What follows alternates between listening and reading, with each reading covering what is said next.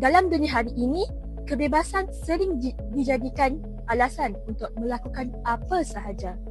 Ramai menganggap bahawa apa yang dirasakan oleh diri sendiri itu betul. Maka itulah kebenaran bagi dirinya.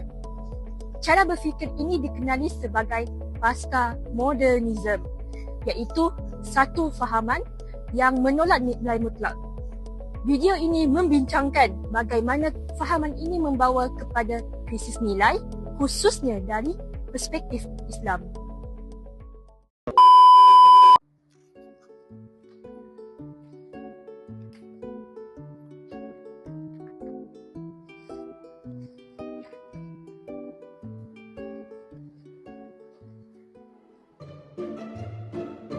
Korang tengok tak ramai ni Mereka katanya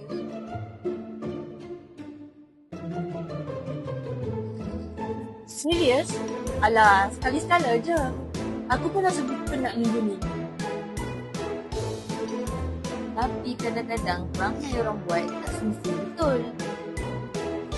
Kita kan bebas untuk sebagi lah dia nak pergi kelas ke tak nak pergi kelas ke. Kenapa kita tak sibuk?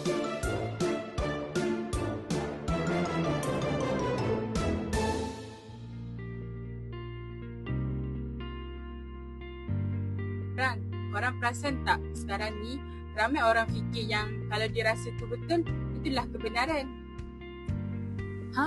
Maksudnya macam mana tu? Maksudnya ada satu fahaman ni dipanggil pasca-modernisme.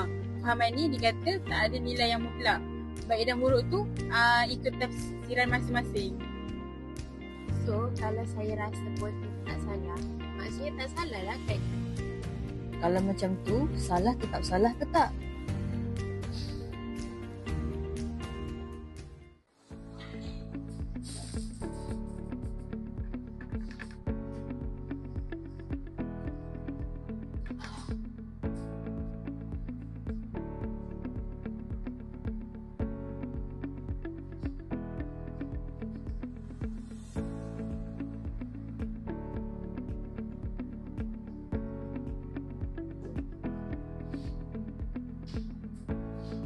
Cuba korang bayangkan semua orang ikut kepala sendiri.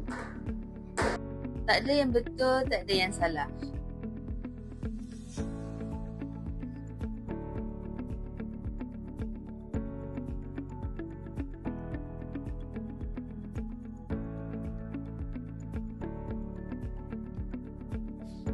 Tapi akan menyebabkan krisis nilai.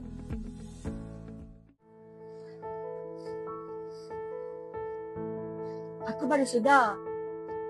Selama ni, aku ikut je perasaan. Aku buat bukan rasa betul.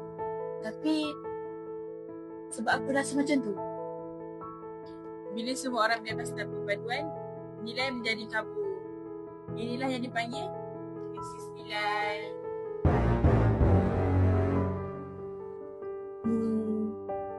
Aku pernah buat sesuatu tu mengikut perasaan. Mula-mula rasa bebas.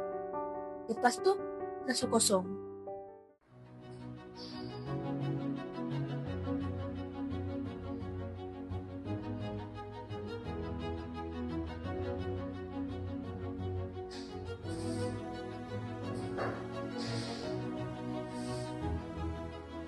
Apabila manusia tiada nilai tetap, akan menyebabkan kekeliruan dan akan mendatangkan konflik.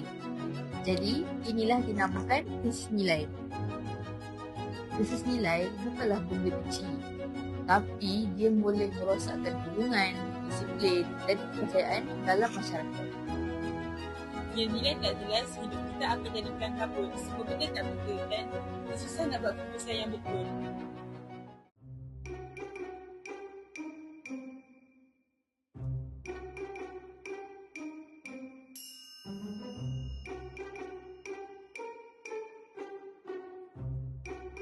Apa yang diorang tengah buat tu? Jom tengok.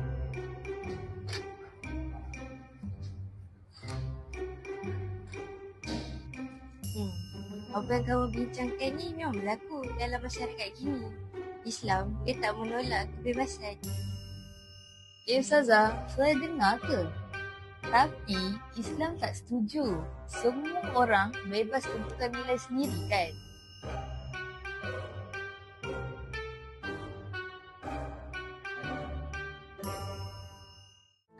Soalan kamu tu betul.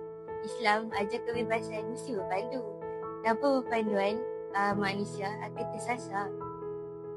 Dalam Islam, baik dan buruk ni ditentukan oleh Al-Quran dan Sunnah supaya manusia dia tidak keliru dalam membuat sesuatu keputusan.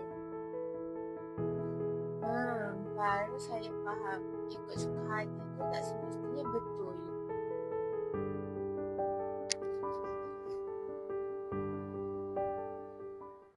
Daripada perbincangan ini, jelaslah bahawa postmodernisme ni menolak nilai mutlak. Bila nilai ditentukan dia mengikut perasaan ni, manusia mudah keliru tentang makna kehidupan.